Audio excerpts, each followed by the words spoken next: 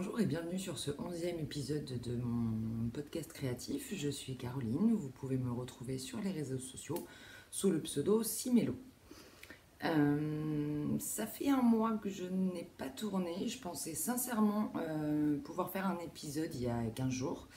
Et puis en fait, voilà, j'ai pas eu le temps, j'avais envie de tricoter, j'avais envie de coudre. j'ai- je me suis laissée prendre par mes envies et j'ai pas pris le temps du coup de tourner avant. Du coup, ça fait tout juste un mois. Le dernier, c'était le 22 mai, ouais, donc vraiment quasi jour pour jour. Donc nous sommes le 21 juin 2020. Il fait un temps entre deux, on va dire. La lumière est plutôt pas mal, par contre, j'ai l'impression. Donc on verra. Je souhaite une bonne fête à tous les papas. Euh, Parce que c'est la fête des pères aujourd'hui, ce qui explique aussi que je n'ai pas mon fils et que je peux tourner. Voilà. Donc on va parler aujourd'hui essentiellement de tricot, un tout petit peu de couture. Je vous mettrai le temps auquel débute la partie couture en bas, mais bon, celles qui viennent juste pour la couture, pardon, il n'y a vraiment pas grand chose. Et en plus pas génial. Mais bon, il faut aussi faire des retours sur les faits. Je trouve ça, moi en tout cas, intéressant également. Bon, on va commencer par ce que je porte, mais je pense que vous l'aurez reconnu, je vous l'avais présenté la dernière fois, c'est mon Colocasia de Marie-Amélie Design, qui vient donc de son livre Ensemble, qui est un pull voilà, que j'adore, je le mets tout le temps. Depuis qu'il est terminé, je pense que c'est véritablement le pull que je porte le plus. Vraiment, je l'aime beaucoup, il est top. Je vous en reparle pas, parce que c'était vraiment dans le dernier épisode, donc la construction, tout ça, vous le savez déjà. Je vous redis peut-être juste que c'est tricoté en yak, enfin en base mérino, yak et soie, je crois, non teinte. Voilà. Et je l'adore, il est super à tricoter, super à porter, donc franchement, foncez, n'hésitez pas si vous fait envie. Donc on va attaquer directement avec les projets terminés et j'en ai deux. Le premier, je sais même pas, est-ce que j'ai la photo? Le premier, c'est le pull Billy Tae. Je sais même plus si je vous l'ai présenté la dernière fois. Évidemment, la partie que j'ai imprimée. Si je vous en avais parlé, donc je ne vais pas chercher le livre, c'est pas grave. Parce que j'ai imprimé, en fait, je l'ai commencé pendant le confinement, donc j'avais l'e-book à ce moment-là, donc j'ai imprimé en fait le patron et je n'ai pas imprimé la photo. Mais bon, vous le connaissez sans doute. Donc voici ma version. Donc j'ai fait... Alors en fait, il existe deux versions du Billy Tae, hein, c'est le principe du livre Ensemble de Marie-Amélie. Vous avez une version pull et une version top. La dentelle que vous voyez là, en fait, c'est la version pull. Sauf que moi, j'ai décidé de lui faire des manches courtes. Dans la version top, en fait, la dentelle prend tout l'empiècement du haut. Et moi, j'aimais moins, enfin, en tout cas, je trouvais plus jolie l'espèce de V formée par la dentelle. Du coup, j'ai décidé de prendre la base du pull, mais par contre, de lui raccourcir les manches. Voilà. Donc, je l'ai tricoté en BC Garn, en biobalance de BC Garn, coloris naturel. Alors, j'ai la...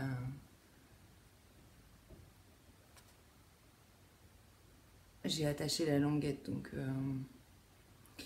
voilà, donc biobalance, c'est une base. Oui, en même temps, il faut que je la défasse, sinon je peux pas lire. C'est une base 55% laine, 45% coton. On a 225 mètres pour 50 grammes. Personnellement, j'avais fait une fois l'expérience du coton et vraiment, j'avais pas accroché du tout à tricoter notamment. Je trouvais ça quand même assez sec et pas agréable.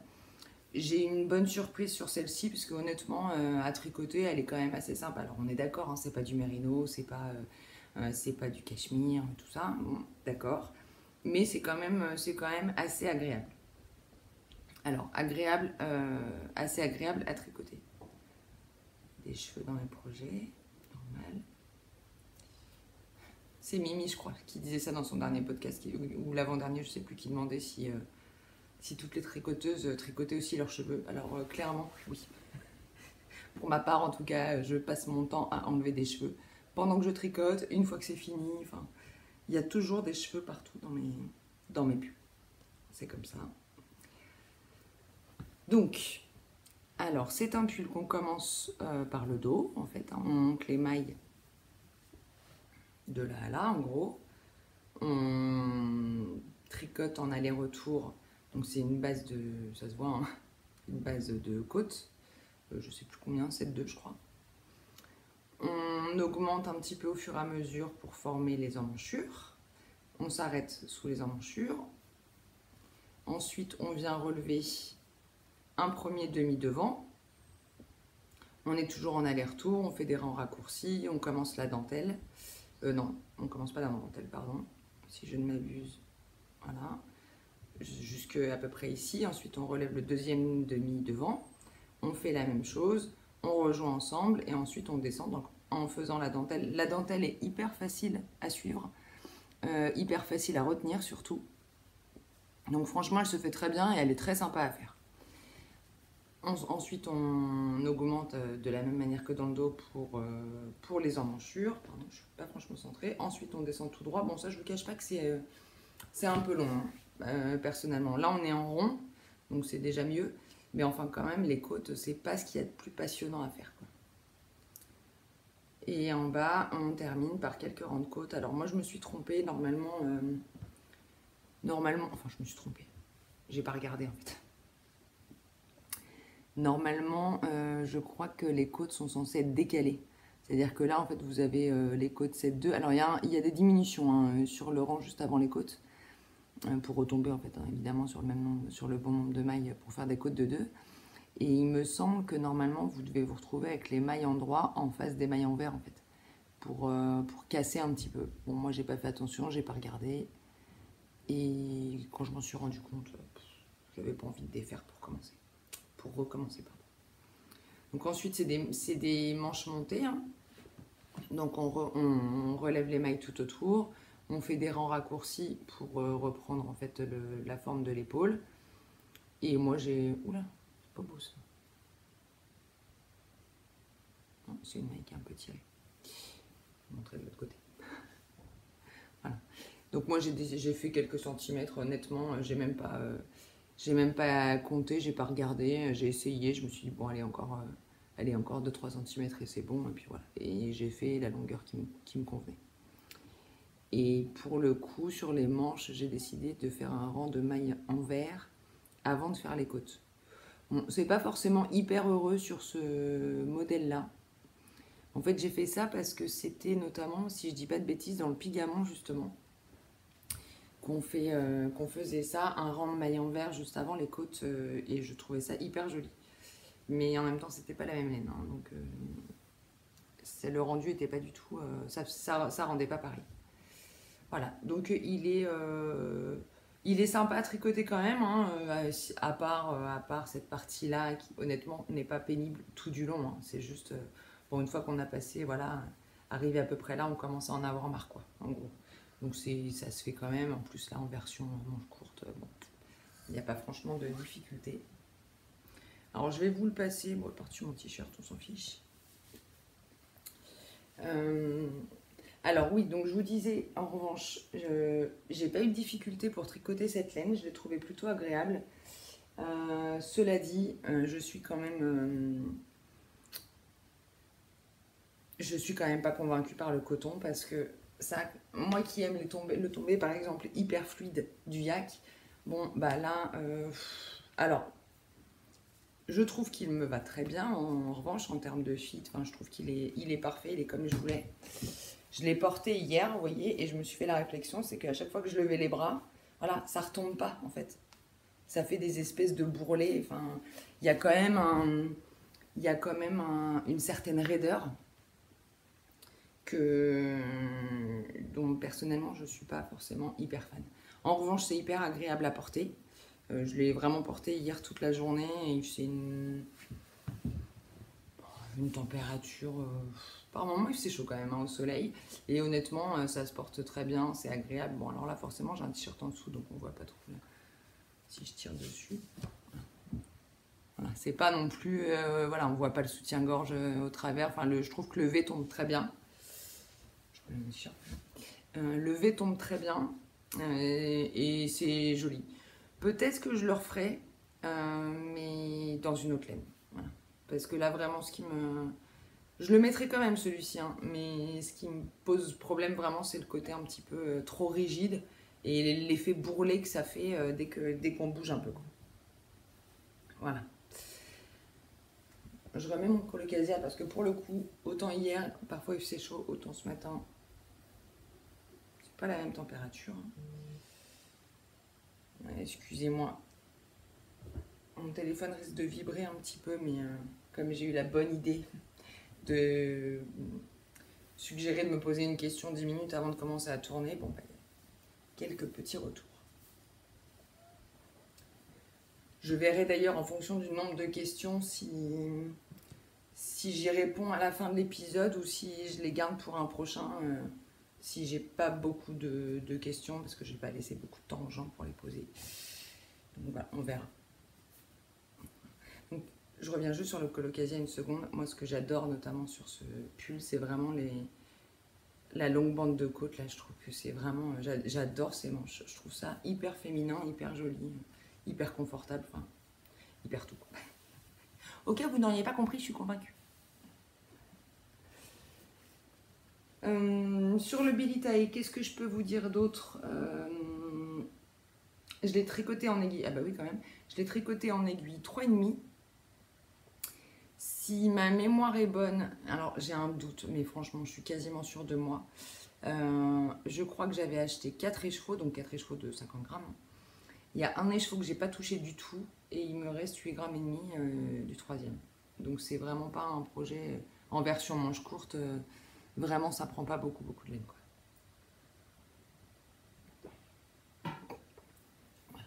Alors, on va passer à mon deuxième projet terminé, qui est un projet qui vous a beaucoup plu sur Instagram, qui est franchement loin de ma zone de confort. Je l'avais commencé, je crois que j'avais fait juste une section la dernière fois, au dernier épisode. C'est le Vertice Unit de Stéphane West. Je suis en train de chercher la photo sur laquelle on le voit le mieux. Donc c'est ce châle avec des sections pleines et des sections rayées. Je vous avais dit que la version qui m'avait fait craquer, c'était celle de Catherine, de Madeleine et Philibert. Plus classique que, en termes de couleurs que la majorité des projets, je pense. Et franchement, je ne l'ai pas vu passer.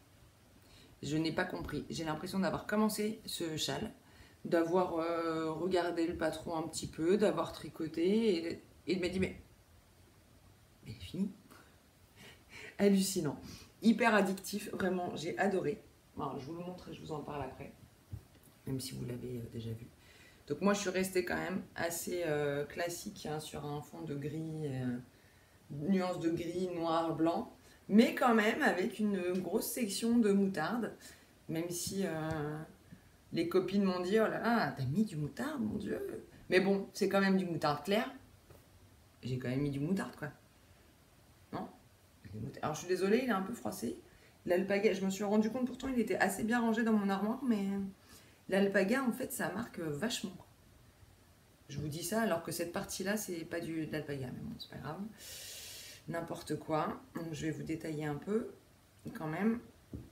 Alors, on commence par cette section-là. Donc, moi, que j'ai choisi de faire en blanc, enfin en rayé blanc et gris. Alors, est-ce que j'ai gardé toutes les étiquettes pour vous donner les couleurs? Normalement, je les ai toutes, je pense. Oui, c'est ça, ça, ça et ça. Voilà. On s'organise, on s'organise. Donc, là, donc sur cette première section, ici, là, ce sont les coloris 501 et le blanc. Je ne sais même pas s'il y a un numéro de couleur. Si, 1101. Voilà, donc c'est couleur de rêve, hein. Enfin, Nom de couleur de rêve, très, très, très poétique, hein, n'est-ce pas? 501, 1101. Voilà. Donc, on fait cette première section donc, qui se commence, je ne sais plus, je crois par là. On augmente, on augmente, on augmente, on augmente jusqu'à arriver ici. Ensuite, on rétrécit au fur et à mesure. C'est un rang sur deux, je crois. Ensuite, on relève les mailles sur toute ce côté-là pour faire cette section. C'est ça, en fait, qui fait que ça va hyper vite. Je ne sais pas si vous vous rendez compte, mais cette section-là, en fait, on la commence sur sa partie la plus grande et on fait des rangs raccourcis. Donc, ça va hyper vite. Hyper, hyper vite. Cette section-là, ce sont les couleurs 517 et 8903. Donc tout ça, c'est de l'alpaga drops. Hein. Il y a juste le moutarde en fait qui n'en est pas. Enfin, qui n'en est partiellement pas. Je vais vous expliquer après. Donc une fois qu'on a fait ces deux sections, on vient rajouter cette couleur-là. Donc pour le coup, la couleur chez moi qui est vraiment la plus péchue. Et alors là, on est sur une construction qui est assez intéressante. Et moi, c'est pour ça, hein, notamment, que je voulais faire ce châle. C'est qu'en fait, on commence cette section par la pointe. Et en fait, sur chaque aller-retour, avec des jeux, je crois, de SSK d'un côté et l'autre côté, je sais plus, mais j'ai oublié les noms déjà. Enfin bref, on vient en fait récupérer une maille à chaque fois, dans un sens comme dans l'autre, jusqu'à arriver ici, où après là on continue, on fait des diminutions pardon, en fait, ici, et des augmentations de ce côté-là, tout en récupérant les mailles. Donc ça, c'est une section qui va très vite. Celle-ci, je l'ai faite en bébé mérino. Alors, le principe, évidemment, de ce châle, ce ne sont que des restes. Donc l'alpaga drops, moi, c'est une laine que j'ai énormément tricotée avant de découvrir les teinturières indépendantes. En même temps, ce qui est un peu bizarre pardon, c'est que je n'ai quasiment aucun projet encore aujourd'hui. Enfin, j'ai aucun pull tricoté avec l'alpaga drops encore dans mes placards. Tout simplement parce que c'est une laine qui, moi, me pique un peu. Oui, c'est une laine qui me pique un peu et j'ai choisi d'en faire un châle. Mais moi, j'ai toujours pas compris pourquoi j'avais fait ça. Mais si en fait, la vérité, c'est parce que je voulais me débarrasser quand même malgré de tous ces restes. Et j'étais sûre que ce serait un projet que j'allais faire pour le process et pas pour le projet fini en fait. Donc je me suis entre guillemets un petit peu amusée. Et finalement, je sais pas si c'est parce que je suis moins sensible ou pas, mais alors je ne l'ai pas porté toute une journée, hein, mais je l'ai essayé évidemment plusieurs fois pour voir comment ça donnait sur moi et ça m'a pas piqué tant que ça. On verra. Donc cette section arrivée là, je n'avais plus de bébé Fonty, enfin de bébé mérino pardon de Fonty. Et j'ai cherché dans mes placards et ben j'avais un petit reste d'alpaga de drops.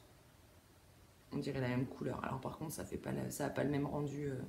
C'est pas aussi, il est bloqué hein, là le châle, hein, donc on voit bien que je récupérerai pas la différence de matière. Par contre en termes de couleur honnêtement, enfin c'est même pas la même marque. Je sais pas si vous voyez une différence de couleur entre là et là, mais franchement moi non. Et dans la vraie vie, pas plus. Par contre il y a clairement une différence de texture, ça on est d'accord. Hein. Voilà, ça n'a pas du tout le même rendu. Mais bon honnêtement une fois qu'il est autour du cou, ça se voit même pas. Donc ça c'est la section 3. Ensuite on a la section 4. Voilà. Qui est celle-ci. Où là donc on reprend. Non, je vous dis une bêtise. C'est la. Ouais, on fait la noire d'abord. Enfin la noire. C'est cette section-là. Donc qui est encore une fois, vous voyez la taille de la section, c'est hyper rapide.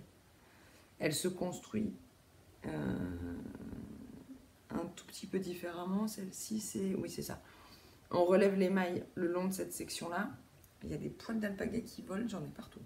J'en ai dans la bouche. Je suis désolée, c'est pas très agréable. Donc on relève les mailles ici. Et puis pareil, on fait en aller-retour. On vient au fur et à mesure repiquer sur cette section-là pour... Non, n'importe quoi. Cette section-là, on l'a fait après. Je vous dis n'importe quoi. Non, on relève en fait et on fait un triangle. Voilà. Et une fois qu'on a fini... Mais n'importe quoi. Si, c'est ça. Si, pardon, c'est ça. Cette fois, c'est ça. Ensuite, on vient relever les mailles ici. Et là, on fait donc cette section-là qui est rayée en faisant en aller-retour pareil. On récupère ici les mailles le long de cette section au fur et à mesure. Là, on arrive ici et pour la dernière section, en revanche, on a juste à changer le fil puisqu'on est toujours, on a toujours toutes ces mailles-là sur les aiguilles. On change de couleur et on vient faire cette section-là qui est rapide à faire aussi. Hein. De toute façon, c'est tout du point mousse. C'est que des petites sections, ça s'enchaîne hyper rapidement. La seule section qui est un tout petit peu plus longue à faire, c'est la dernière. C'est l'i-cord qui borde tout le châle. Que j'ai choisi moi de faire en noir. Voilà. Donc tout le châle est bordé par un l'i-cord. Voilà. Et moi, franchement, je le trouve hyper sympa. Il n'est pas dit que je m'en refasse pas un autre. Par contre, je suis incapable de vous dire quelle quantité de laine j'ai utilisé parce que je n'ai pas pensé à peser mes restes. À l'époque, je ne pesais pas mes restes. Hein. Clairement, j'avais même pas de petite balance. Quoi. Il n'y avait pas Ravelry, tout ça. Il y avait sûrement, mais en tout cas, moi, j'y étais pas. Je connaissais même pas, donc voilà. Donc, et là, avant de le commencer, en fait, ça m'a pas... J'ai pas du tout pensé, en fait, à peser pour voir combien j'allais utiliser de chaque couleur. Donc là, pour le coup, je suis littéralement incapable de vous le dire. Donc moi j'aime beaucoup cette forme-là. Je trouve que c'est un châle qui se met facilement. Facilement en tout cas moi, je le mets facilement, je ne me prends pas beaucoup la tête. Voilà. Je pense que je ne l'ai pas encore porté, mais c'est comme ça que je le porterai. Voilà. On voit un petit peu toutes les couleurs. Il est facile à mettre. C'est vraiment... La taille, pour moi, elle est très bien. Pardon. Excusez-moi, j'ai un chat dans la gorge encore. La taille, oui, pardon. La taille est très bien. Il existe en deux tailles, ça je ne vous l'ai pas dit. Il y a une taille S et une taille M ou L, je ne sais plus. Enfin, il y a deux tailles, petit et grand, quoi. C'est la petite taille que j'ai faite. Voilà. Donc c'est quand même déjà assez grand. Et j'avais posé la question dans le groupe en fait du tricycote parce que je savais que plusieurs l'avaient déjà tricoté.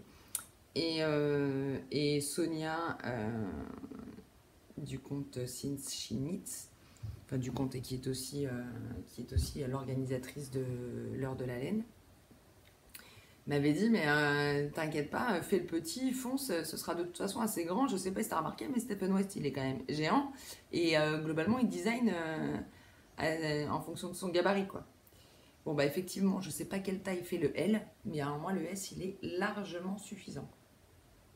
Hein. Donc je l'adore, je l'ai tricoté hyper vite. Je l'ai pas mis, mais forcément un châle en alpaga au mois de juin. Heureusement que je l'ai pas beaucoup mis quand même, parce que sinon ce serait triste. Et voilà. Rien de plus à vous dire sur ce projet-là. Non. On va passer au projet en cours. Et là j'en ai 4. Le premier, je vais vous montrer rapidement, mais alors j'espère que je vais réussir à vous montrer la couleur. Ce sont mes sockets Hermione Everyday Socks que j'ai choisi de tricoter avec une laine qui oh là là, 1, 2, 3, qui je trouve est sublime. C'est de la sock de Madeleine et Philibert. Ah oui, on voit pas mal, super. De coloris Kyoto, pardon. Donc voilà, j'adore cette couleur. Je trouve que l'espèce de point, je sais pas comment ça s'appelle, rend super bien avec cette couleur. Vous voyez, hein, c'est vraiment les petites sockets. Quoi. Je présume que tout le monde les connaît, mais dans le doute, je vous en parle un petit peu. Donc c'est un patron qui se tricote de la cheville vers la pointe. Et c'est notamment pour ça que j'avais envie de faire ce modèle, parce que moi je fais toujours mes chaussettes de la pointe vers les côtes. Et là j'avais envie de changer, en fait j'avais envie d'essayer un petit peu de faire autre chose quoi. J'ai fait un montage, un German Twisted Caston, pas assez élastique à mon goût. Alors j'aurais peut-être dû le faire je sais pas, sur une taille d'aiguille supérieure peut-être. Mais pourtant j'ai fait attention de pas trop serrer, mais finalement, voilà, c'est pour ça que je préfère les toe-up, c'est parce que j'arrive plus facilement à faire un rabattage élastique qu'un montage. Et que là, globalement, quand elles sont à mon pied, elles sont très bien, hein, mais j'ai du mal. Enfin, il faut passer le coup de pied, quoi. C'est pas des chaussettes que je vais enfiler à la va-vite ou enlever à la va-vite d'ailleurs. Il faut quand même que, bon, faut que je m'assoie, quoi, typiquement. Mais bon, elles sont quand même très jolies et je sais que je vais les porter. J'ai hâte. J'ai fini celle-ci, j'ai pas commencé la deuxième encore. Je la commencerai quand je la commencerai parce que j'ai un projet, j'ai un futur projet que je vais monter, je pense tout à l'heure. Je vous en parlerai, qui me passionne littéralement, alors qu'il n'est pas commencé. Bref, pardon, excusez-moi, je pars déjà dans tous les sens. Donc j'ai choisi de faire des côtes torse, je trouve ça très joli sur les chaussettes. De toute façon, c'est plus élastique que mon montage, donc ça me pose pas de problème que ce soit plus resserré. Ensuite, on a un motif donc, qui fait tout le tour du mollet normalement, hein, parce que en fait, ce sont des vrais... c'est un patron pour des vraies chaussettes, hein, pas pour des sockets. Moi, j'ai choisi de les faire plus courtes, mais... donc si vous les faites comme ça, vous avez quand même ça de motif sur toute la circonférence de la chaussette. Ensuite, on a un talon à gousset qui se fait donc vous avez un talon renforcé là. Je trouve que ça rend bien d'ailleurs. C'est assez joli. Il faudra que je regarde le patron pour faire la deuxième parce que j'ai complètement oublié comment ça se faisait. Mais bon, en tout cas, j'ai pas de trou là. Donc je suis quand même... Enfin, un petit peu quand même. Mais je suis quand même assez contente du résultat. Et ensuite, bah, sur le pied, vous passez en jersey endroit sur le dessous et vous continuez le motif sur le dessus.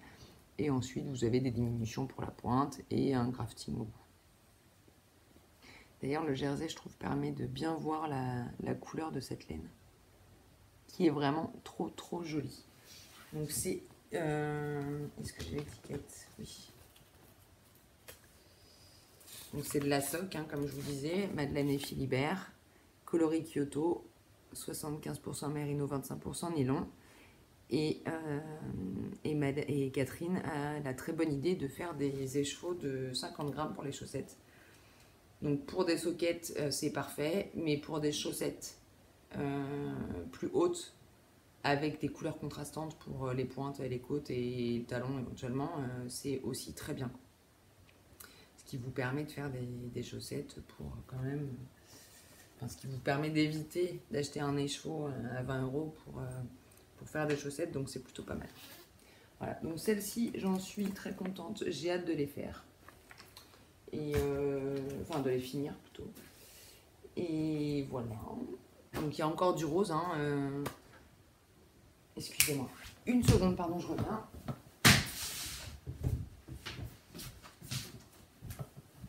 Pardon, j'avais une robe qui dépassait de mon armoire et Obi avait décidé d'aller jouer avec. Et comme j'ai pas envie qu'elle me l'abîme, évidemment, je suis allée refermer correctement la porte de mon armoire. Du coup, elle m'a coupé, mais je crois que j'avais fini ce que je vous disais sur la chaussette. Ah oui, non, je vous disais, c'est encore des chaussettes avec du rose dedans. Il semblerait que je sois destinée à ne tricoter que des chaussettes qui ont du rose. C'est pas grave, je m'en fiche, j'aime bien. Du moment que je les porte, c'est le plus important. Alors ensuite, le deuxième projet en cours, c'est le top Notice Spring de Ankerstrick, qui est un top down tout simple que j'ai choisi de tricoter encore une fois avec des restes. Je sais pas, ça doit être là. C'est ma lubie du moment, je crois. En fait, j'ai un gros sac dans lequel je mets tous mes restes et j'arrive plus à le fermer. Donc je me suis dit qu'il fallait vraiment faire quelque chose et je trouve ça dommage. En plus, la plupart, c'est quand même des laines que j'aime beaucoup. Et j'en ai marre de voir ça. Donc Je me suis dit, j'ai tout sorti l'autre jour et puis je me suis cherché un projet. Parce que oui, celui-ci, il n'était pas monté la dernière fois. Il va assez vite et vous allez voir que je vous en parle pas, je vais pas vous en parler longtemps parce que je vais vous en parler, je pense, plus dans le prochain épisode. Parce que vous ne l'avez pas vu encore et je suis sur les côtes du bas du pull, enfin, du top. Donc ça sent la fin, quoi. Mais en gros, voilà, moi j'ai choisi de le faire dans des couleurs qui ne sont pas du tout mes couleurs. Du gris, du rose, du bleu. C'est pas du tout mes couleurs, on est d'accord. C'est hyper joli, très sympa. Donc, comme je vous le dis, alors là je suis sur un petit câble, mais je suis sur les côtes du bas. Là c'est complètement rabougri. Ouais, bah il va faire la même longueur que mon colocasia, je pense. Donc très bien. Je vous parle juste rapidement des laines. Donc là, c'est de la pomme de laine. C'est Cerquinil Ultra Light pour la couleur. Et la base, c'est mousset. Donc c'est un mélange de reste, c'est un mélange de matière, c'est un mélange de couleurs, c'est un mélange de tout. Celle-ci, c'est sa base mousset. Donc c'est 80% mérino, 20% bambou. Et c'est le reste de mon gilet Old Romance de Rory Locatelli. Cette laine-là, alors là c'est pareil, hein, pour l'instant elle est un petit peu fripée. Pour l'avoir déjà tricotée, je sais très bien que ça va être tout lisse, une fois qu'il sera bloqué. C'est une jolie laine, alors là ça va être dur à montrer, non, comme ça devrait aller. Alors rose, avec des petits speckles, mais très très clairs, de bleu, de gris, un peu de mauve aussi je crois, ouais. Donc qui va très bien avec les autres couleurs. Ça, c'est de la Squirrel's Yarn. Pardon, je ne vous ai pas montré. Donc, pomme de laine. Pardon. Voilà. Cerquine Ultra Light. Donc, le rose, c'est de la Squirrel's Yarn. Et dans sa base merisier Fing, qui est une base très très agréable à tricoter. 50% mérino, 50% soie. Très sympa, ça glisse tout seul. Et là, c'était le reste de mon alocasia, de mon feu alocasia, puisque je l'ai feutré complètement. Il est devenu carton. Je l'ai lavé en fait avec un autre pull et je n'aurais jamais dû. Et la semaine dernière, donc ça c'était, je sais pas, peut-être un mois. Et la semaine dernière, j'ai pris la très très difficile décision de le mettre à la poubelle. Heureusement que j'ai mon colocasia, mais le alocasia, je l'aimais aussi beaucoup. Et je pense que je le referai à un moment donné, si j'y arrive, parce que c'est trop dommage, quoi, il était vraiment sympa. Donc l'avantage de ce pull, hein, oui c'est ça, c'est que, enfin de stop, je suis allée complètement au bout.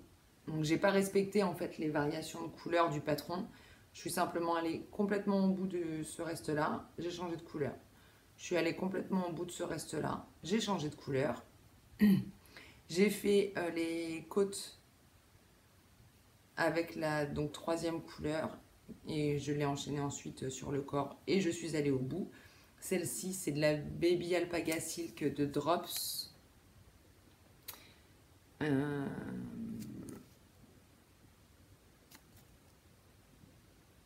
oui, 70% alpaga, 30% soie. Et c'est, bon, de toute façon, c'est toute de la fingering. Hein. Et le coloris 8108, de plus en plus poétique. Et la dernière couleur, donc ce bleu magnifique que je n'arriverai jamais à vous montrer dans sa bonne couleur, c'est le reste de mon Elton. Et c'est donc du mérino 100% mérino superwash. Coloris Monsieur Autoritaire pardon, de Yarneline.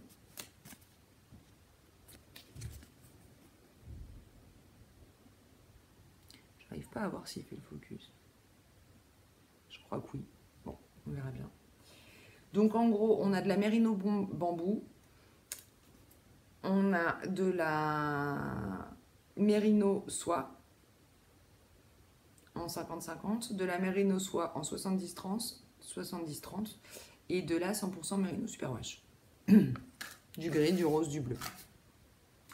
Voilà, voilà, voilà. Bon, la construction, tout ça, je vous en parlerai la prochaine fois, quand il sera fini, tout beau, tout bloqué. Bon, celui-ci, autant vous dire que voilà, il me reste ça. Donc, je vais faire des longues côtes, je pense. En tout cas, je vais aller au bout de mon écheveau pour vraiment ne pas avoir de reste du tout. Et ça donne quand même un top qui, dans mon cas, me permet d'éradiquer 4 restes. C'est pas mal, non? Voilà, on verra ce que ça donne. J'ai hâte de voir ça. J'ai hâte de le terminer en tout cas et puis de le porter. Mais je pense que ça va me plaire parce que même si le color block c'est pas complètement ma zone de confort, bleu, rose, gris, enfin, je vous le redis pas quoi. Vous voyez les moustaches là ou pas? Dis bonjour. Obi, dis bonjour. Oui, parce que c'est une star celle-ci quand même. Hein. Le dernier épisode, j'ai presque eu plus de commentaires sur ce chat que sur mes projets. Je suis pas jalouse. Hein. Dis bonjour, un petit sourire. Je vous dis pas, alors elle en ce moment, c'est pot de colle encore plus que d'habitude. Elle avait pris l'habitude pendant le confinement que je sois là en permanence. Bon bah là, je retourne bosser tous les jours et tous les soirs, j'ai l'impression d'avoir abandonné 3 semaines quand je reviens. Projet suivant. Vous avez vu, hein, j'ai toujours tous mes petits sacs de l'écheveau solidaire. Bon, celui-ci, je vous en reparle un peu. C'est un peu mon projet boulet du moment. C'est le Flyway Twist de Vera Valimaki, qu'on voit bien ici. Qui est un châle donc bicolore, on ne voit pas très bien là. Gris, orange et gris sur toute la partie brioche et orange en bas. Que moi je fais dans des laines de Catherine. Et en fait, je vous dis projet boulet parce que je ne prends strictement aucun plaisir à le faire. Voilà. Alors j'adore les laines. Je pense que le projet final, je suis dans mes couleurs et j'aimerais le porter. Mais aucun plaisir. Alors c'est marrant hein, parce qu'il y a beaucoup de gens qui adorent la brioche. Et ben moi, ça me gonfle. J'y arrive, hein, c'est pas le sujet, mais bah déjà, je suis obligée d'avoir le nez en permanence sur mon tricot parce qu'il ne faut pas rater le jeté qui va avec la... Enfin bref, il faut vraiment regarder. Moi, en tout cas, il faut vraiment que je regarde ce que je fais. Et puis, toute la section de brioche, c'est 8 rangs qu'il faut répéter. Donc, je suis tout le temps en train de regarder mon patron, écrire dessus, etc. pour savoir à quel rang j'en suis parce qu'en fait, je ne suis pas monoprojet dessus. Hein. Peut-être que si j'étais monoprojet, je retiendrais les 8, mais c'est pas le cas. Et en fait, à chaque fois que je reviens dessus,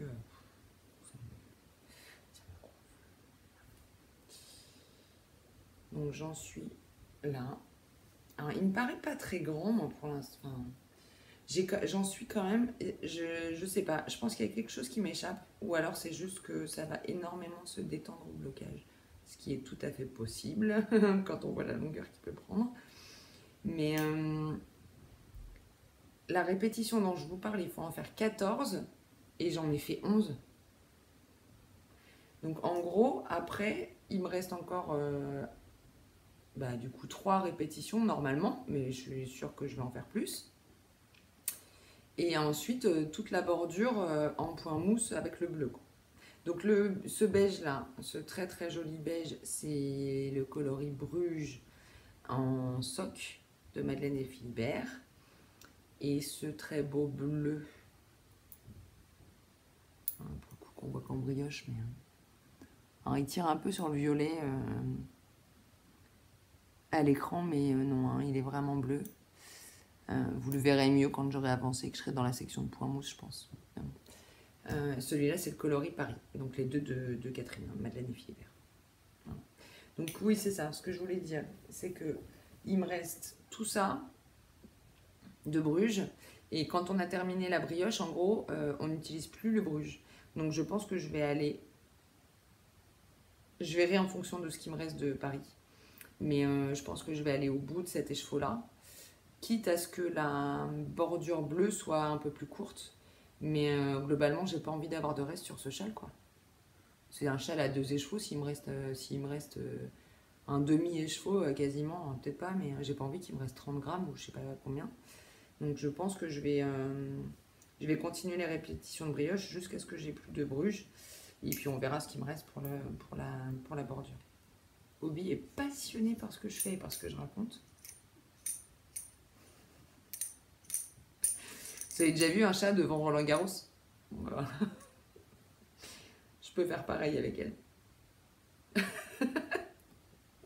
Pardon, je joue, excusez-moi. Donc voilà pour le Flyway Twist de Vera Bali Maki. Et mon dernier projet en cours, je l'ai commencé il y a, je sais plus, un peu moins de 15 jours, je dirais. Ah bah oui, c'est vrai, j'ai pas de patron imprimé. J'ai juste imprimé le diagramme de la dentelle. Ah si, n'importe quoi. Donc c'est le gilet muguet de Cordelia Vore. Cordelia Knits pour le monde à design. Donc est un très joli gilet avec de la dentelle sur tout le dos et tout le devant et des manches en jersey.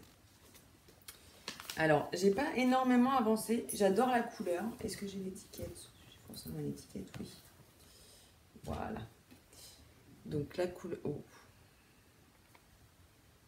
C'est un très beau framboise, mais qui est un peu trop lumineux là. Si je recule. Ouais, c'est plutôt ça. Il est superbe. C'est framboise au bout des doigts de La Féfile. Donc La Féfile. Pour celles qui me suivent sur Instagram, vous avez pu constater que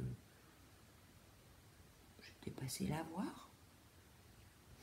Je vous en parlerai tout à l'heure. Donc 100% Merino Superwash, framboise au bout des doigts, 400 mètres pour 100 grammes. Le gros sujet sur ce gilet, c'est que c'est un bottom-up. Bon, moi je suis vraiment pas, c'est vraiment pas ma construction préférée. Et c'est quand même un projet donc bottom-up, ça veut dire que globalement votre rang de montage, enfin vous faites le montage donc sur le bas du corps et sur le dos plus les deux demi-devants. Et vous commencez par une grande bande de côte-torse. Autant vous dire que le démarrage a été un peu difficile pour moi. Après, il y a plein de gens que ça gêne pas, hein, mais moi, c'était vraiment pas ma passion, quoi. Là, je suis dans la dentelle, ça va déjà beaucoup mieux. Mais la bande de côte-torse, faut se la farcir. Voilà. Et donc la dentelle, évidemment, rien là. Si je fais ça. Pas beaucoup mieux. Podcasteuse en carton. Je sais pas comment faire là pour bien vous la montrer.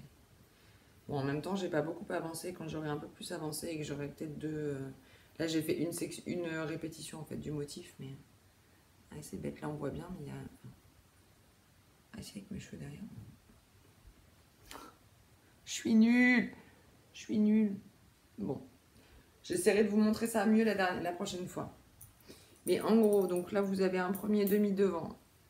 Vous avez les pattes de boutonnage. Ah, les pattes de boutonnage qui sont faites en même temps avec des côtes-torse.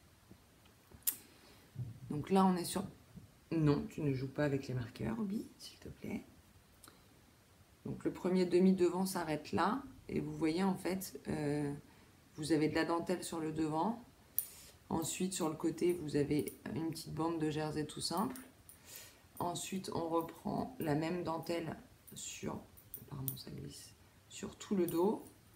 Évidemment, de l'autre côté, de nouveau, une bande de jersey simple.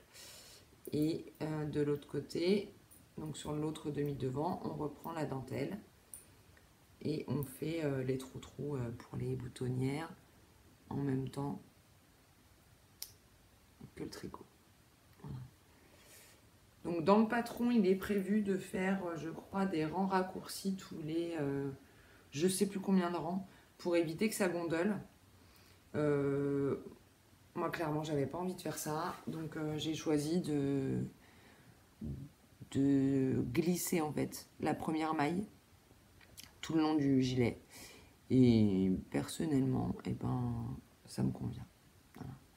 Donc, je pense que la pâte de boutonnage ne va pas gondoler. Et ça fait une finition, à mon sens, qui est propre. Voilà. Ouais, alors là, c'est pas du tout la bonne couleur, mais au moins, vous voyez bien ce que ça donne. Pardon. Mon ventre fait du bruit, je sais pas si vous l'avez entendu, j'ai faim. D'ailleurs, là, on voit un peu mieux la dentelle. Et en fait, la dentelle, je m'en faisais tout un monde. Parce que je me disais, je vous remontre. Ça part quand même un coup à droite, un coup à gauche, etc. C'est clairement ce qui est joli sur le patron et ce qui m'a fait craquer et monter ce projet. En revanche, je me disais, oh là là, mais ça doit être hyper pénible à faire. À mon avis, il faut passer sa vie le nez sur le diagramme. Et ben, pas du tout.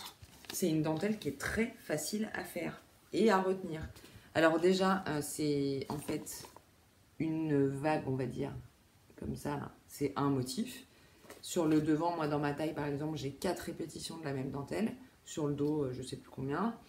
Et pareil, évidemment, de l'autre côté. Il faut juste faire attention. En fait, c'est une alternance de 2 sections, on va dire, de dentelle. Pour aller dans un sens, vous avez une première section. Pour aller dans l'autre sens, vous avez la deuxième. Et ensuite, vous répétez ces espèces de 2 demi-sections, on va dire, au-dessus. Et vous faites ça sur un demi-devant et sur le dos. Et sur l'autre demi-devant, en fait, c'est inversé pour que le gilet soit symétrique. Donc, il ne faut juste pas oublier, en fait, d'inverser de l'autre côté. Mais globalement, la dentelle, véritablement, se fait, je crois, tous les 4 ans. Et vous avez 3 rangs de jersey. Enfin bref, c'est très très très simple à suivre, à retenir. C'est juste des jetés, des SSK, des mailles ensemble. Enfin, c'est hyper fluide, quoi. C'est la très très bonne surprise.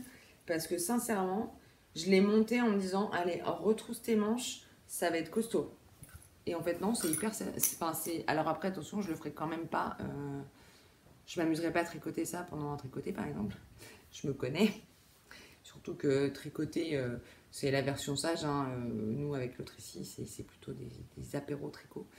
Donc, avec un petit moretto, la dentelle, bon, j'évite. Mais c'est vraiment facile, quoi. Je peux quand même suivre je peux regarder la télé en même temps ou un podcast, parce que globalement, je regarde pas beaucoup de la télé. Mais je regarde beaucoup de podcasts. Je peux suivre un podcast et tricoter ce gilet-là en même temps, il n'y a vraiment pas de problème, quoi. Donc voilà, je l'aime beaucoup, j'ai envie de l'avancer.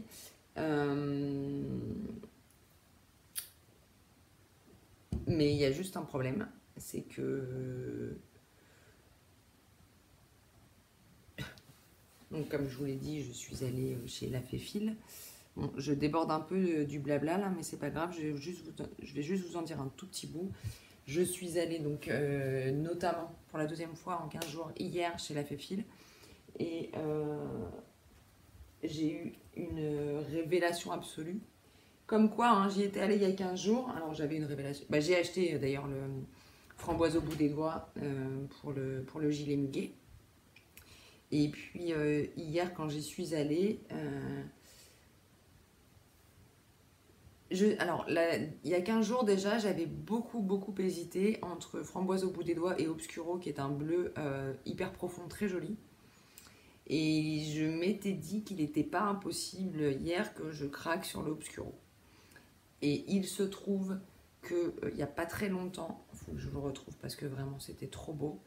Il n'y a pas très longtemps, j'ai découvert la version de Valérie, ma copine du Trécy, du compte Le Fil ou Rien. Alors je connaissais son compte, hein, mais je sais pas. Alors, soit j'étais pas remontée jusque-là, soit je l'avais vu sans tilter. Mais j'ai revu, donc il n'y a pas très longtemps, sa version du pull Zweig de Kathleen Hunter. Et je l'ai trouvé sublime. Alors moi, je suis complètement passée à côté au moment où il est sorti parce que tout simplement, j'étais pas encore sur les réseaux, j'étais pas sur Instagram. Je crois que je connaissais même pas Vraie Bellerie à ce moment-là. Et du coup, j'ai pas eu ce côté, j'en peux plus, je le vois partout, quoi. Parce que moi, finalement, je l'ai quasiment pas vu, en fait. Je l'ai vu, j'en ai vu un peu parce que je regarde des podcasts et que quand je me suis mise à regarder des podcasts, en fait, à chaque fois qu'il y en avait un que j'aimais bien, je l'ai repris depuis le début. Donc j'ai vu quelques versions, mais j'ai pas eu l'overdose du Zweig. Et la version de Valérie, donc en bleu marine, avec le yoke blanc, voilà, blanc avec des speckles bleus là, il m'a mais complètement. Elle est folle cette fille, j'adore cette photo. T'es belle ma Valou. Il m'a complètement tapé dans l'œil. Et donc hier en retournant chez la Féfile, donc j'ai craqué pour Obscuro, qui tire vers le violet à l'écran, ça m'agace parce qu'il n'est pas du tout comme ça. C'est un vrai bleu marine profond avec des nuances qui tirent vers le noir. Mais vraiment, c'est pas du tout. C'est très agaçant de ne pas pouvoir vous montrer la vraie couleur parce que franchement, cette couleur, elle est magnifique. C'est plutôt ça. C'est plutôt ça. Vous avez vu comment je vous montre mes belles roses au passage? Et donc pour le yoke, complètement inspiré par Valérie, hein, vous l'aurez compris, j'ai pris du vent dans les cendres, qui est donc un espèce de beige, avec une majorité de speckles bleus et quelques micro-touches. Là, on en voit, il y a un petit peu de moutarde. Là, j'en vois une qui est plutôt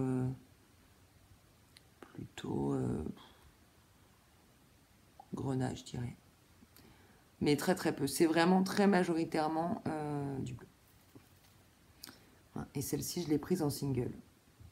Elle n'était pas en mérino en fait. Et Cécile, bien sûr, m'a proposé de me teindre mes cheveux en mérino, mais j'avais pas envie d'attendre. Hashtag impatiente.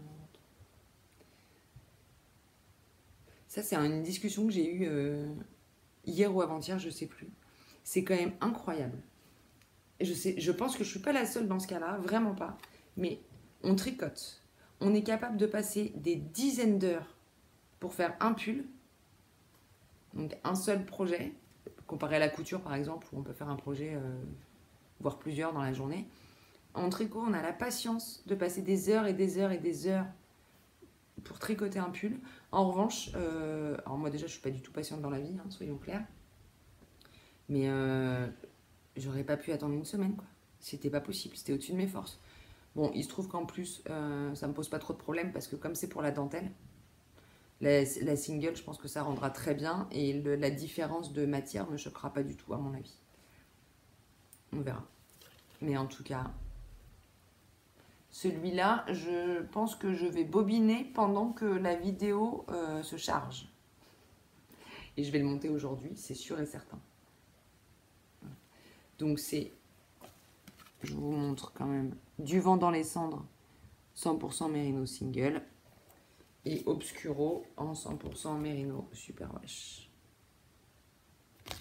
De la Féfile. Voilà. Donc ça c'est pour tout bientôt. J'en ai fini avec la partie tricot. Enfin, j'y reviendrai un petit peu dans le blabla. Mais on va passer à la partie couture. Et en couture, malheureusement, j'ai un seul projet terminé à vous montrer. Et c'est un fail. J'ai complètement craqué pour un des derniers patrons, le dernier je crois, de Mimoy Pattern, pardon, qui est la robe Wild Roses. Donc il y a une ceinture assez haute, un peu en dessous de la poitrine, voilà, et un joli arrondi sur le devant. Donc elle est arrondie, en fait, là c'est le dos, hein. Donc en fait le dos on le voit derrière les jambes, enfin derrière les genoux en gros. Donc ça s'évase sur les côtés au-dessus du genou. Et puis là, vous voyez à peu près hein, où ça tombe en bas. Et je trouvais ça hyper joli. Je me suis dit, j'avais un tissu dans lequel je la voyais vraiment cette robe. Mais je me suis dit que comme c'était la première fois que je cousais un patron de Mimé Pattern, il valait quand même mieux que je fasse un... J'ai un fil qui dépasse, mais non. Il valait mieux que je fasse une toile. Parce que le tissu en question, c'est du Églantine et Zoé, donc c'est quand même pas donné. Et j'avais pas envie de le massacrer. Et heureusement. Moi qui fais jamais de toile, mais heureusement que j'en ai fait une. Parce que...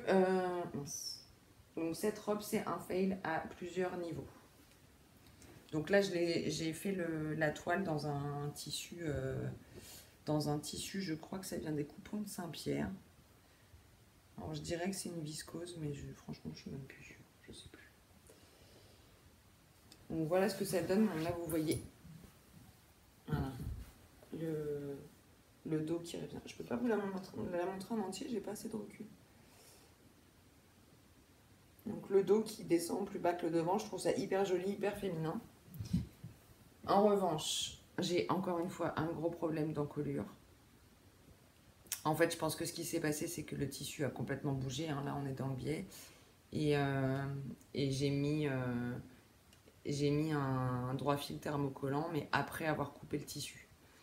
Et du coup, je pense que voilà, c'est ça qui a bugué. Du coup, mon encolure baille complètement. C'est pas joli du tout. Ça, c'est la première chose qui va pas. La deuxième, vous voyez, hein, on a des fronces au-dessus et en dessous de la ceinture. Ça rend vraiment bien. Une petite ceinture en pointe comme ça. Enfin, ça rend bien quand c'est bien fait. Deuxième fail, c'est que vous voyez l'effet carton là, bien évidemment, j'ai pris le thermocollant que j'avais chez moi et il est beaucoup trop épais pour cet usage-là. Voilà, si je tire bien dessus, ça, on voit quand même la forme. C'est dommage parce que j'avais fait de beaux efforts sur plein de choses. Je trouve que mes fronts c'était pas mal, mes surpiqûres pas trop mal parce que alors moi c'est vraiment un truc... c'est déjà pas facile pour moi les surpiqûres, mais alors j'ai une machine qui aime pas du tout les surépaisseurs, autant vous dire que bon, ça a été un enfer. Et puis donc après on a donc les deux demi-devants qui sont cousus ensemble et qui viennent ensuite se séparer. Voilà. Alors moi c'est pas très bien. Normalement on a un double rentré hein, en bas. Et moi comme une idiote, bon, heureusement que c'est qu'une toile et qu'elle est ratée, je me suis dit oh, c'est bon, je surjette, je fais un rentré simple. Bah oui, sauf que quand vous la portez, la robe, on voit l'intérieur. Donc si jamais vous voulez faire cette robe, faites vraiment la finition qui est conseillée pour le coup, parce que ça se voit que c'est surjeté. C'est dommage quand même. Bon là il se trouve que je la porterai pas, donc c'est pas très grave, mais bon, j'ai un peu la flemme de me changer, surtout pour un fail. Honnêtement, je l'aurais réussi, je me serais forcée, mais j'ai pris des photos, je vais vous insérer les photos maintenant.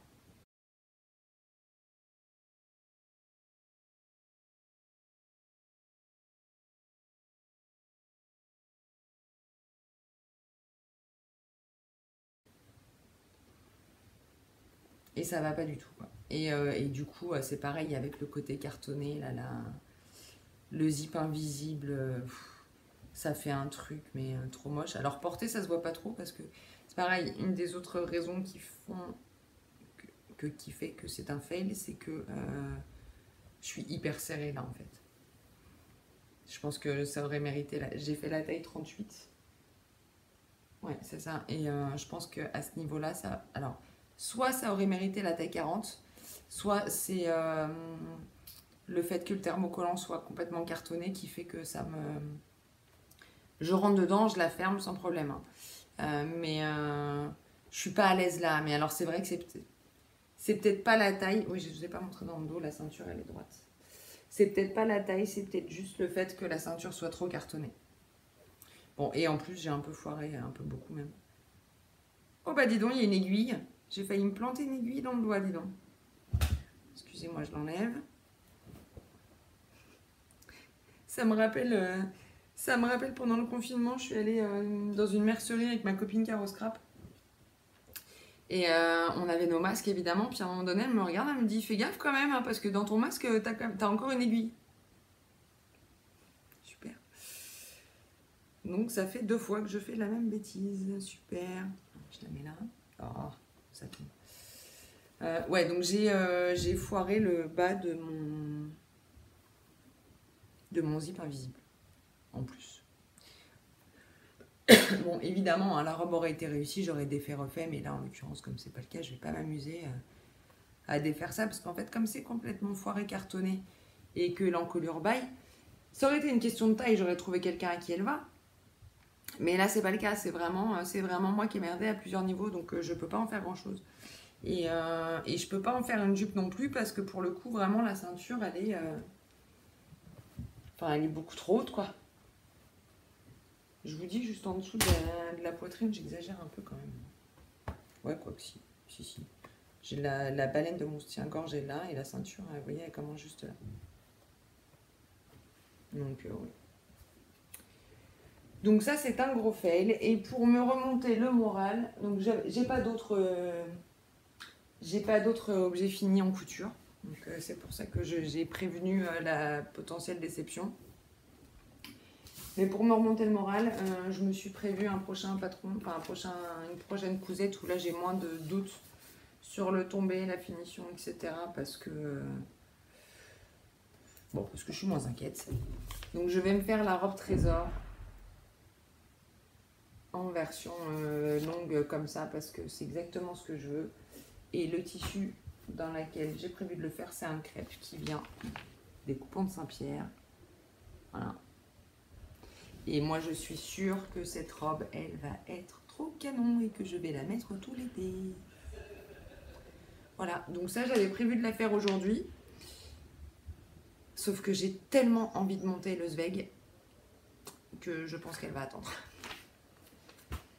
Je sais pas, on verra cet après-midi comment ça me prend. Et puis, ah oui, j'ai coupé un top dream aussi, mais je ne vous montre pas le tissu parce que c'est un tissu très moche Enfin, très moche. C'est un tissu Toto que j'aime pas spécialement, mais c'est pareil, comme c'est la première fois que je le fais, je voulais faire une toile pour pas couper dans mes beaux tissus parce que pour le coup, c'est un top que je compte faire dans des restes. Et reste de jolis tissus. Et aussi dans un coupon de Liberty que j'ai acheté spécialement pour. Autant vous dire que faire une toile en Liberty, c'est pas prévu au programme. Voilà. Donc c'est tout pour la couture. Et on va passer à la dernière section de cet épisode. Ça fait déjà 1h02 que je tourne. Je vais essayer de m'activer un petit peu quand même. Ça va être donc la section coup de cœur et blabla. Donc la dernière fois, je vous ai dit que j'allais que j'allais insérer une nouvelle section dans ce podcast. Oh là là, j'ai pas bu. Je vous jure, j'ai pas bu. Donc que j'allais insérer une nouvelle section dans ce podcast qui serait un coup de cœur et que ça pourrait être tout et n'importe quoi, en gros. Donc je vous ai parlé le mois dernier, du podcast de ma copine Gladys, que j'adore, Gladys. Et aujourd'hui, en fait, j'ai envie de vous parler d'un... Alors c'est bizarre de parler de ça comme d'un coup de cœur, mais en même temps, j'avais vraiment envie de m'attarder un petit peu sur quelque chose qui est génial, je trouve, dans nos loisirs créatifs. Enfin, de quelque chose qu'on peut faire, en tout cas dans nos loisirs, c'est partager. Je pense que je suis certainement pas une exception. Si j'ai commencé à tourner des podcasts, c'était pour une raison simple, c'était le partage. Le partage de mes envies, le partage de mes projets, le partage de mes coups de cœur, le partage de tout ça. Voilà. Échanger avec vous dans les commentaires, c'est quelque chose que j'adore. On fait plein de nouvelles rencontres. C'est vraiment top. Et cette façon de partager, on l'a de plein de façons. Il y a les réseaux, évidemment, hein, sur Instagram, sur Ravelry, on peut discuter, on peut échanger, regarder ce que font les autres, etc.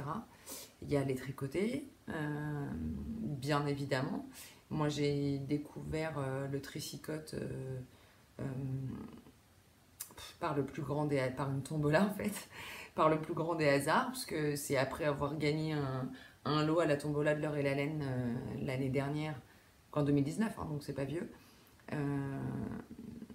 que j'ai rencontré Sonia, qui fait partie du Tricy, qui m'a parlé du Tricy, qui m'a fait y aller la première fois, enfin bref. Et aujourd'hui, je me retrouve avec une bande de copines vraiment que j'adore.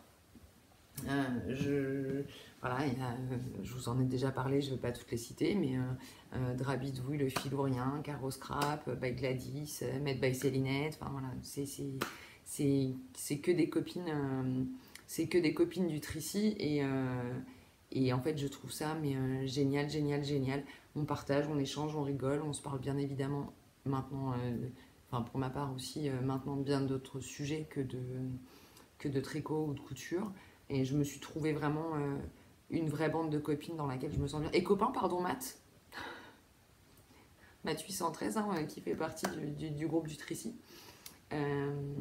Et, et voilà, moi je trouve que c'est précieux et je trouve ça génial l'idée de me dire que c'est pas ce que je tricote. Si je ne tricotais pas, je ne connaîtrais pas ces gens-là. C'est quand même fou, quoi. Et j'adore ça. Et il y a un autre moyen aussi de partager, d'échanger, de faire des rencontres. Et, et ben c'est tout simplement par exemple, hier, voilà, d'aller une journée, une après-midi, on va dire, c'est pas une porte ouverte, mais Cécile, donc de la Féfile, qui habite et qui a son atelier dans l'Oise, propose des après-midi où on peut venir papouiller sa laine, tricoter. Et en plus, elle est toute mignonne. Elle fait à chaque fois elle fait un petit gâteau elle-même avec son propre levain, etc. Donc voilà, j'y suis allée 2 fois en 15 jours et 2 fois j'ai passé des après-midi absolument top. Donc la première fois, il y a 15 jours, j'y suis allée avec Valérie, Caro et Sandra, donc du Tricy. Et on a passé une super après-midi, on s'est vraiment... on a bien rigolé et c'était top. Et hier, j'y suis allée avec Elodie et Gaëlle, donc Hello Tulipe et Léo Gaëlle. Et Sandra de Rabidouille qui est revenue, donc qui a fait comme moi, hein, qui a fait 2 fois en 15 jours. Voilà. Et hier, pour le coup, avec Hello et Gaëlle, on s'est retrouvés le matin. On a fait une virée à l'atelier. On a déjeuné toutes les trois. Après, on a récupéré Sandra. On est parti chez Cécile.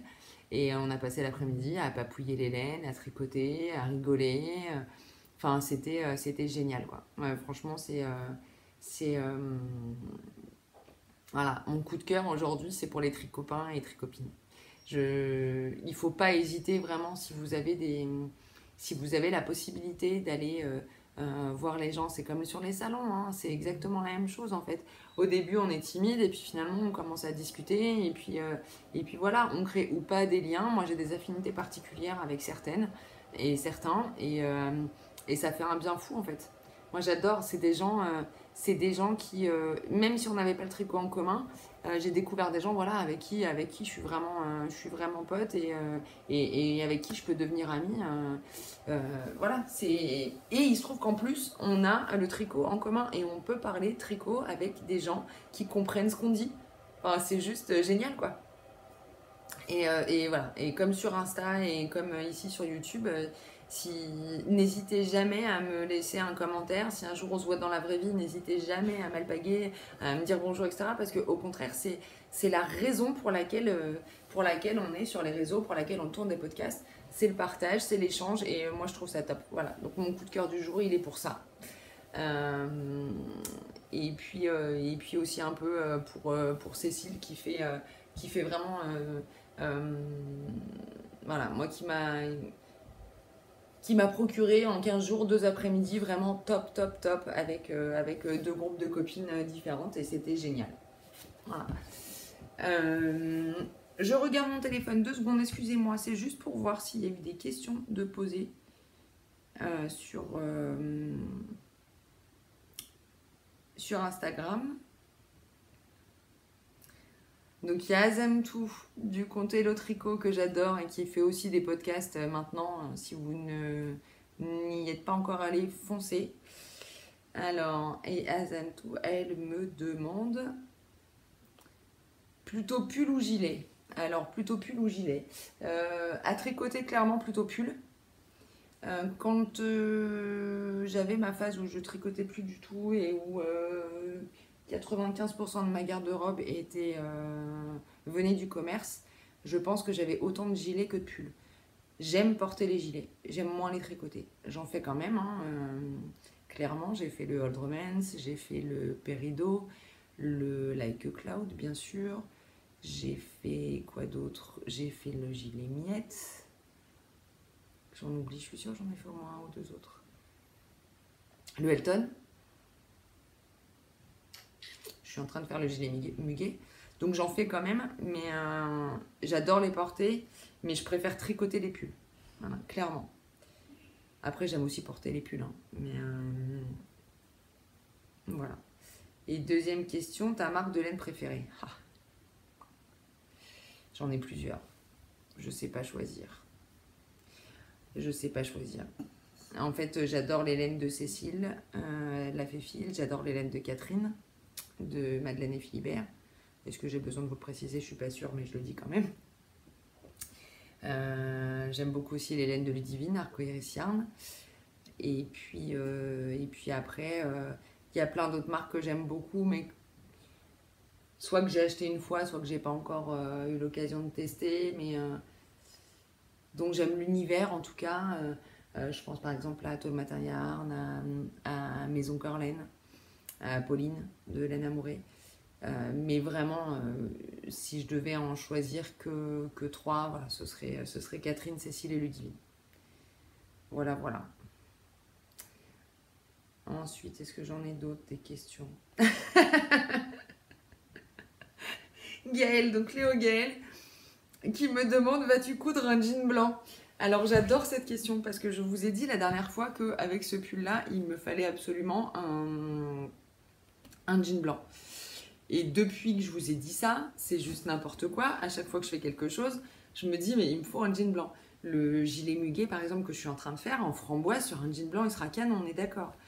Emeline de Yarneline, juste avant de partir en congé maternité, a posté des photos d'un bleu gitane. Alors j'ai oublié le nom, je suis désolée. Mais un bleu, mais juste magnifique.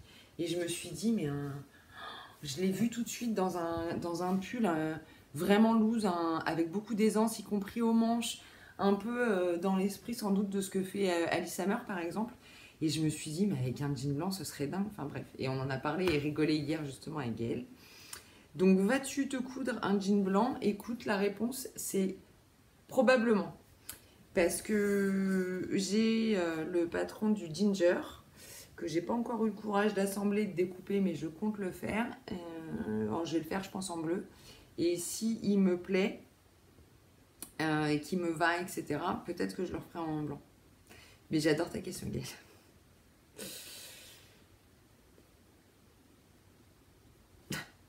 Ah, question de ma mère, t'as fait un podcast? Pour l'interrogation, bah je suis en train.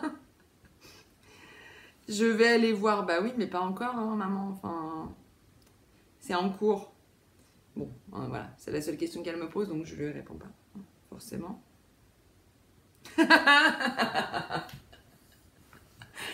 Elodie, Hello Tulipe, qui me dit, c'est quoi ta chanson préférée? Alors, il faut que je vous raconte l'origine de cette question. C'est que hier, donc, quand nous sommes allés chez Cécile, nous avons fait voiture commune, donc nous étions toutes les quatre en voiture, avec donc Elodie, Gaëlle et Sandra. J'étais au volant et donc Sandra et moi, on expliquait à Elodie et Gaëlle qu'il y a 15 jours, quand on y est allé, donc on était pour le coup que toutes les deux, parce qu'on était allés à deux voitures, on était toutes les deux dans la voiture et que ça avait été juste du grand délire, que la pauvre Sandra, je lui avais imposé de la variété française à l'ancienne, mais un truc, mais bon, bref, et qu'on avait fait les andouilles en fait tout le trajet. Et donc hier à l'aller, on a été plutôt sages. Et au retour, je tiens à dire que c'est Sandra qui a réclamé. Voilà. Qu'on ne me dise pas que c'est que moi la folle.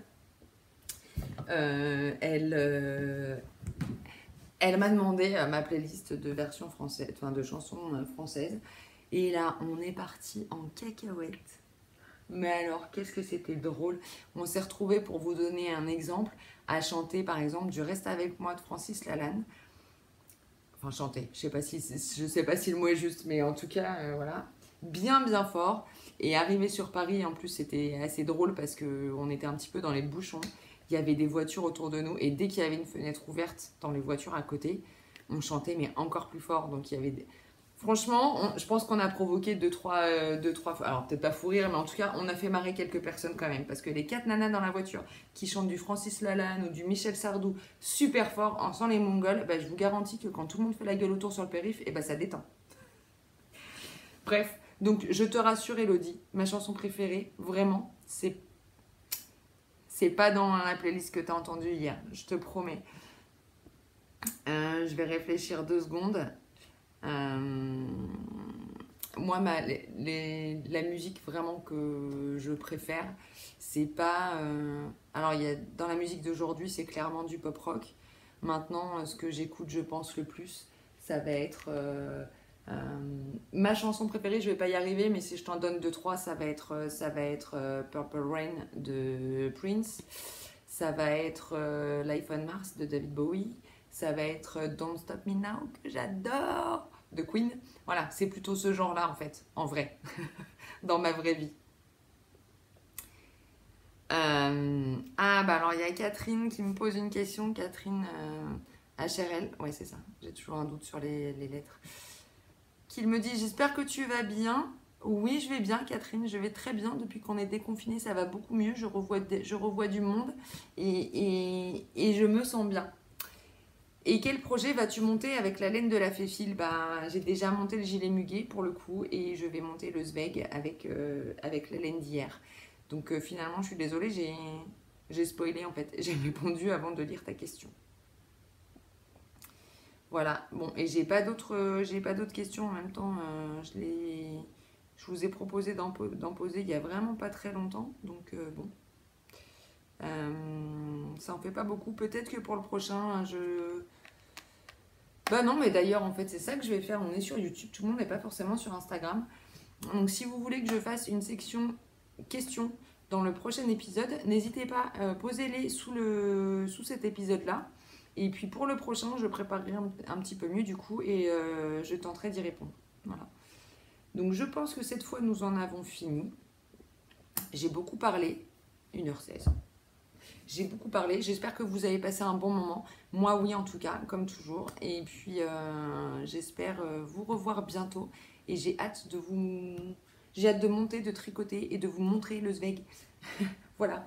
Donc je vous fais plein de bisous, passez une très bonne journée. Bon courage pour le boulot, pour tout. Bientôt les vacances pour, j'espère, la majorité d'entre vous. Et puis bah voilà, à bientôt. Et merci.